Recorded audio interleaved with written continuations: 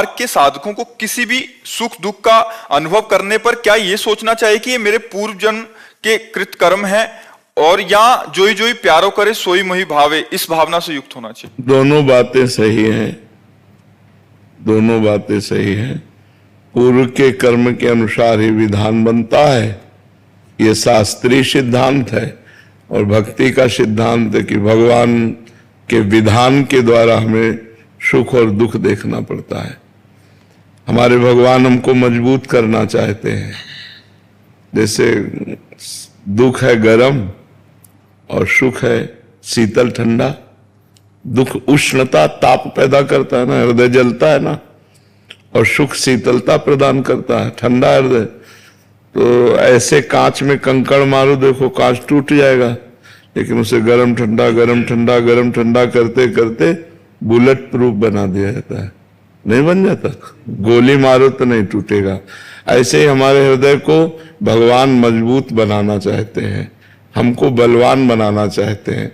तो हमें कभी विपत्ति कभी सुख, कभी विपत्ति कभी सुख, ऐसे दे देकर हमारे हृदय को विपत्ति सुख दोनों के ऊपर पहुंचा देते हैं कि ना विपत्ति का प्रभाव पड़े और न सुख का प्रभाव पड़े। बड़े बड़े भक्तों के जीवन में देखो किस प्रकार के दुख आए हैं, बड़ी बड़ी विपत्तियां आई हैं, लेकिन भगवान के आश्रय से और भगवान के भजन के बल से वो विपत्तियों से पार हो गए हैं।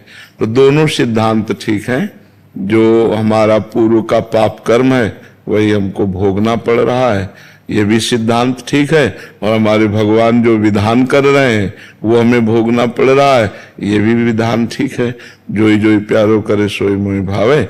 भक्ति में प्रधानता तो इसी की रहती है कि जोई जोई प्यारो करे सोई मोहि भावे, और उसमें वो कृपा का अनुभव करता है। भक्त दुख में विपत्ति में कृपा का अनुभव करता है, सुख में संपत्ति में दया का अनुभव करता है। जब सुख संपत्ति मिलती है तो भगवान दुलार कर रहे हैं, और जब दुख विपत्ति मिलती है तो भगवान हमें मजबूत कर रहे हैं। तो वो कभी भगवान में दोष दर्शन नहीं करता, भगवान के विधान को मंगल मान करके सहता है। सहत सहत बाढ़े भगत गृह तन गुरु हितगार। जो जितना सहनशील होता है उतने उसकी भक्ति बढ़ती चली जाती है। तो भगवान हम कमजोर लोगों को मजबूत बना रहे हैं, हमें परिपक्व कर रहे हैं, अपने प्रेम रस के पान करने के योग्य हृदय बना रहे हैं। हमें ऐसी भावना करनी चाहिए। है बड़ा कठिन नहीं, अनुकूलता तो अच्छा लगता है, लेकिन प्रतिकूलता में भगवान की कृपा है, हृदय कांप जाता है। नहीं कांप जाता? प्रतिकूलता की संभावना मात्र से हृदय कांप जाता है कि नहीं कांप जाता? फिर प्रतिकूलता में भगवान की कृपा देखना, ऐसा नहीं कि आरोपित करना कि अरे कृपा ही है, ऐसा। वो देख रहा है कि ये जरूरी था, अगर ये ना होता तो हमारी ये उन्नति आध्यात्मिक ना होती। जो आंतरिक आध्यात्मिक उन्नति होती है वो तभी होती है जब संसार का राग नष्ट हो जाए, और संसार का राग तभी नष्ट होता है जब प्रतिकूलता मिले। जैसे हम आपसे बहुत प्यार कर रहे हैं और आप हमारे साथ प्रतिकूल व्यवहार करें तो जो हमारा राग वो नष्ट हो जाएगा। तो हमारा वस्तु में, व्यक्ति में, स्थान में ये राग होता है।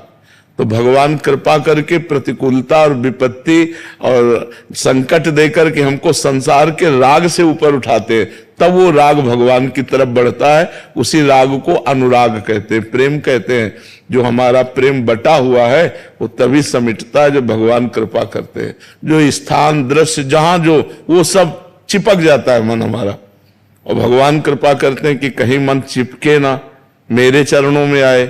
तो सब जगह से विपत्ति प्रतिकूलता, कोई अपनापन नहीं, तो वो भागता है भगवान की तरफ कि कोई तो अपना होना चाहिए। तो लगता है भगवान के सिवा हमारा कोई नहीं है, और वास्तविक भगवान के सिवा कोई नहीं है। सब स्वार्थ के बंदे हैं। स्वार्थ नहीं, पूर्ति होने वाली तो तुम्हें पहचानेगा नहीं सगा भाई भी, और स्वार्थ की पूर्ति हो रही तो सबको पहचान लेगा। स्वार्थ की पूर्ति में ही संसार प्रेम मानता है, और भगवान निस्वार्थ प्रेम करते हैं। भगवान ने ही हमको सब कुछ दिया, हम उनको क्या देंगे?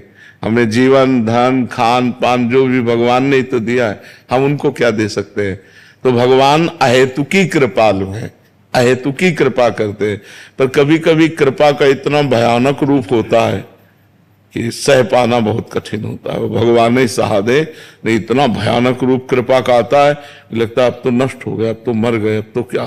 पर वास्तविक वो कृपा होती है, पर भयानक रूप में कृपा आती है।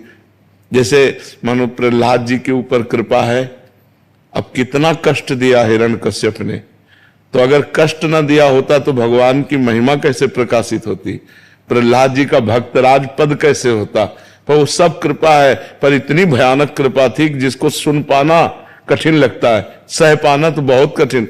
विष पिलाया गया, सांपों से डसवाया गया, पर्वत के नीचे दबाया गया, जल में डुबाया गया, आग में जलाया गया, तलवार से काटने का प्रयास, क्या क्या हाथी से कुचलाया गया, कृत्या उत्पन्न करवाई, मारण का प्रयोग किया गया, लेकिन बाल बांका नहीं हुआ। भगवान के भरोसे सब बच गए। तभी उनको हम पहली श्रेणी में भक्तों की जब नामावली गाते हैं तो पहली श्रेणी में भक्तराज प्रहलाद, नारद, पराशर, पुंडरीक, व्यास, अम्बरीश, शुक, शौनक, भीष्म, दाल, तो सबसे पहले किसका आया? प्रहलाद जी का, क्योंकि सबसे ज्यादा विपत्ति किसको मिली? प्रहलाद जी की, और कम अवस्था प्रहलाद जी की, 5 वर्ष के बालक, इतना कष्ट। तो भगवान के मार्ग में हमको जो विपत्तियां संकट मिलते हैं, सही पूछो वो कृपा है, पर वो कड़वी कृपा है, कड़वी कृपा है, वो अच्छा नहीं लगता किसी को। पर भक्त को कृपा का अनुभव होता है। प्रतिकूलता बहुत बड़ी कृपा है, पर वो समझ में नहीं आती, वो बड़ी भयावह होती है, इसको समझना कठिन है।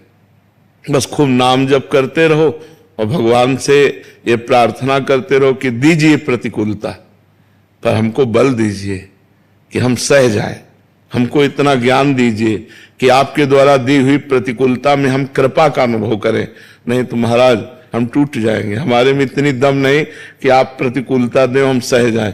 अनुकूलता में तो सबको लगता है कृपा है, लेकिन प्रतिकूलता में कृपा का अनुभव कोई भक्त करता है। जी प्राची जी, मर्जी, जब लोग मेरे साथ गलत करते हैं तो मैं अपने मन को यह कहकर शांत कर देती हूँ कि एक दिन ईश्वर न्याय करेंगे, बट फिर कुछ दिन बाद फिर से मन अशांत हो जाता है। महाराज जी, वो स्थायी वैसे मतलब अब ये बात पचे ना पचे, लेकिन सच्ची बात बताएं, हमारे साथ गलत तभी होता है जब हमने गलत किया हुआ होता है। आज गलत किया हो या कल गलत किया हो, नहीं कोई गलत नहीं कर सकता। हम ये हृदय की बात कहते हैं, इसीलिए पहले कहा पचे ना पचे आपको, कि हो सकता है कि आपको आज लग रहा हो कि मैं गलत नहीं हूं, लेकिन कल हमसे जो गलती हुई है उसका परिणाम हमें आज भोगना पड़ेगा।